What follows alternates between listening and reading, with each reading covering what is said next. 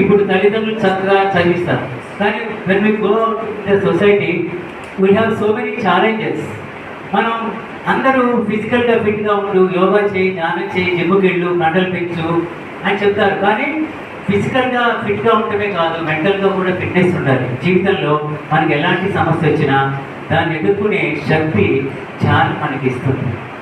Okay, మన mind మీద మన కంట్రోల్ వస్తుంది, మన జీవితం మీద కంట్రోల్ వస్తుంది. మనకి ధ్యానం చేస్తే మెంటల్గా ఫిట్గా ఉంటాం, ఎమోషనల్గా ఫిట్గా ఉంటాం. చాలామందిని చూస్తున్నాం సొసైటీలో ఎంత హైయర్ పొజిషన్లో ఉండి మరి చిన్న సమస్య వస్తే తట్టుకోలేక సూసైడ్ చేసుకునే వాళ్ళు ఉన్నారు.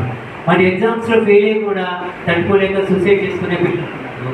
మరి అవసరం లేదు, మనకి ధ్యానం ఉన్నప్పుడు ఎలాంటి సమస్యనైనా మనం ఎలాంటి ఛాలెంజ్, సమస్య అనేది లేదు, ప్రతి సమస్య ఒక బహుమానాన్ని ఇస్తుంది.